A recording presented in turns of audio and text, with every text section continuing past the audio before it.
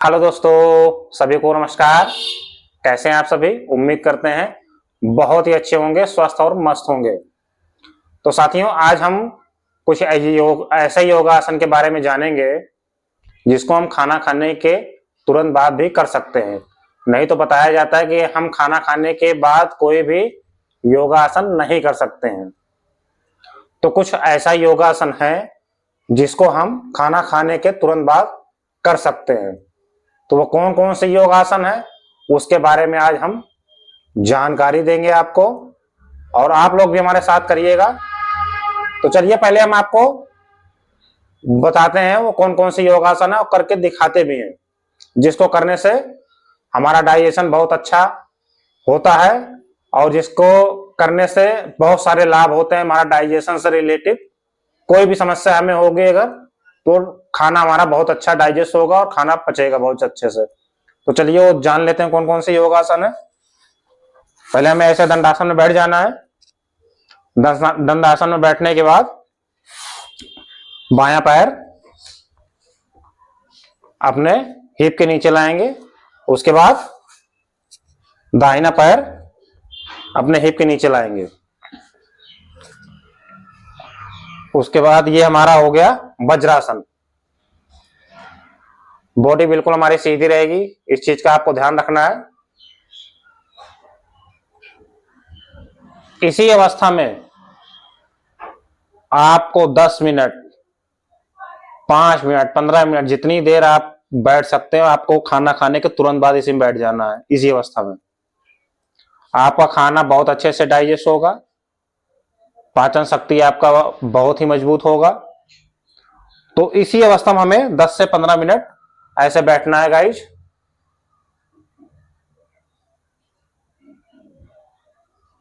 जितनी देर आप बैठ सकते हैं उतनी देर आप बैठिएगा।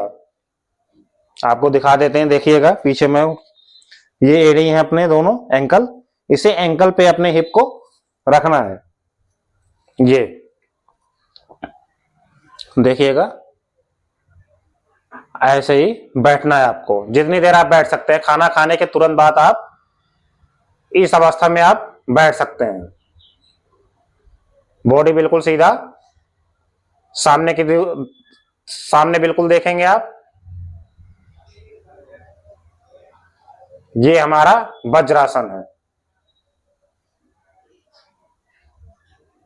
जितनी देर आप बैठेंगे उतना ही आपको लाभ है। खाना बहुत अच्छे से आपका डाइजेस्ट होगा, खाना अच्छे से पचेगा। तो इसी अवस्था में हमें खाना खाने के तुरंत बाद हमें बैठ जाना है। तो ये हमारा वज्रासन। जितनी देर आप बैठ सकते हैं बैठे रहेंगे।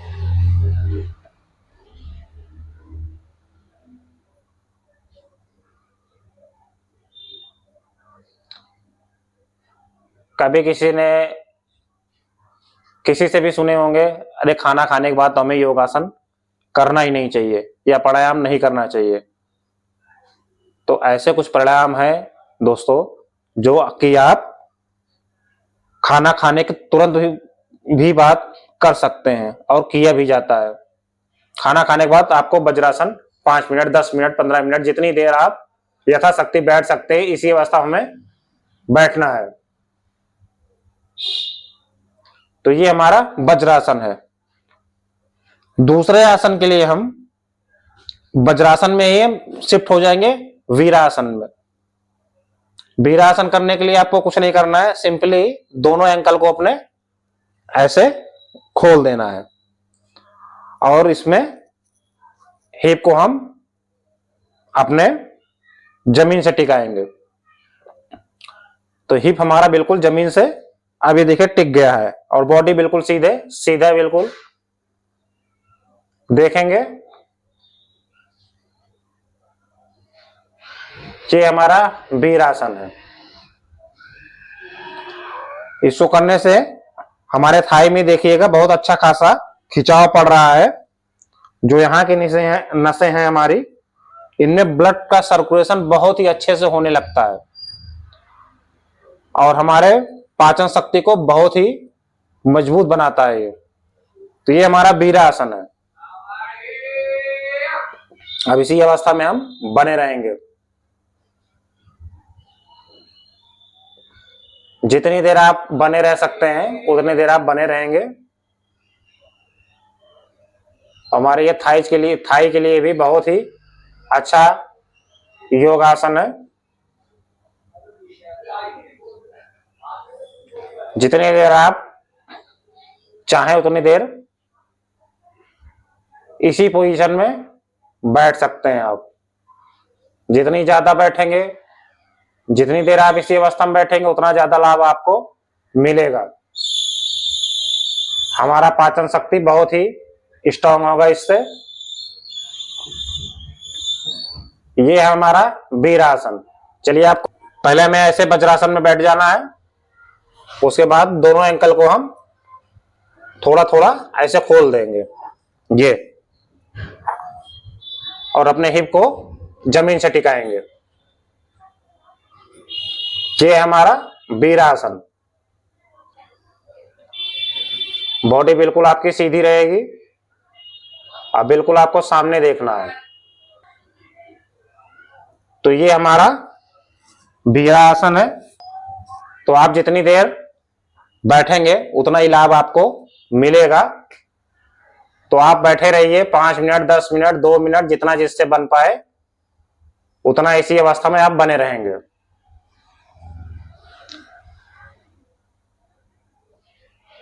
और आप इसको कहीं कहीं भी कर सकते हैं। आप इसको बेड पे भी आराम से कर सकते हैं। नीचे नहीं आपसे सही हो पा रहा है तो आप ऊपर भी बैठ सकते हैं।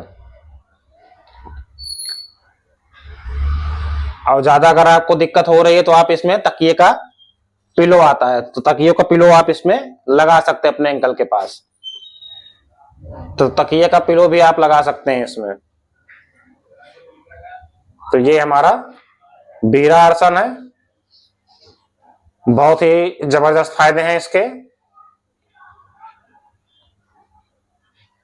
चलिए, अब इसमें हम सुप्त वीरासन करेंगे सुप्त वीरासन। इसमें सुप्त वीरासन करने के लिए ऐसे दोनों, पहले हमें वज्रासन में ऐसे बैठ जाना है। उसके बाद बाएं पैर को ऐसे खोलेंगे, राइट पैर को, लेफ्ट एंड राइट पैर को थोड़ा थोड़ा ऐसे खोलेंगे। और उसके बाद हमें अपने हाथ की कोहनियों के सहारे ऐसे नीचे आना है। ये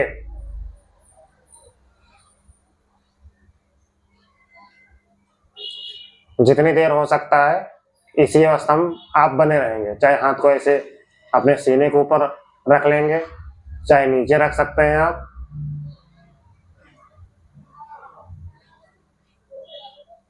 ये हमारा सुप्त वीरासन है। उसके बाद हम धीरे से अपने कोहनी के सहारे पूरा नीचे ले जाएंगे। पूरे ये सिर को बिल्कुल पूरा नीचे लेके आएंगे। इस पे अब देखिएगा हमारे थाई की जो नसें हैं उसमें तनाव आ रहा है।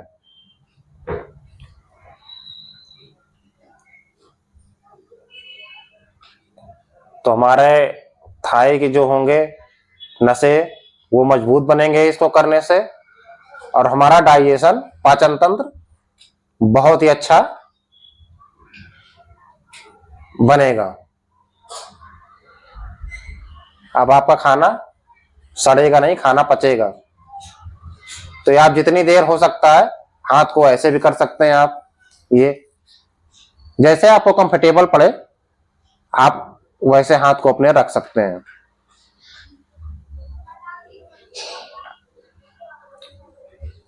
जितनी देर हो सकता है, जितनी देर आप कर सकते हो उतनी देर आप करिएगा। कोई बाउंडेशन नहीं है। 2 मिनट, 5 मिनट, 10 मिनट, जितनी देर आप कर सकते हैं। तो ये हमारा सुप्त वीरासन का अभ्यास है।